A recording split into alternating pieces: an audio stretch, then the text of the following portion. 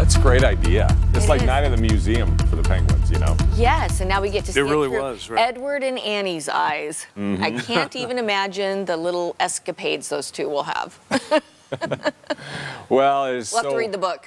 It is warm and windy out there this morning. We're noticing a big difference. Yeah, pretty mild. You know, yesterday temperatures started to climb out ahead of today's approaching storm, and it felt more like spring than winter across much of the viewing area. In fact, in Salt Lake, we hit 60 degrees. Our average high is 45, so we're running well above that. Our record today is 61. We're going to stay a little bit shy of that, but it's obviously a very warm start.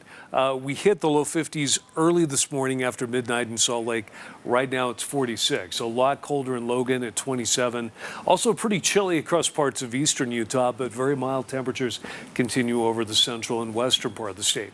A lot of clouds across Utah. Band of some snow showers stretching from Nevada up into Idaho. Those are going to be making their way south into the state behind a cold front that's moving through, but they're going to kind of fizzle out. The storm itself is splitting apart.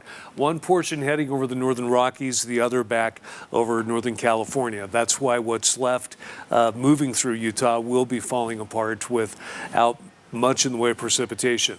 We'll have a chance of some snow in the far north, but with very little, if anything, in the way of accumulation. Big story will be the temperature. It'll be mostly cloudy today. Salt Lake will be cooling off into the low 40s earlier this morning, make it back into the mid 40s this afternoon, but with the breeze out of the northwest by then, it might not even feel that warm.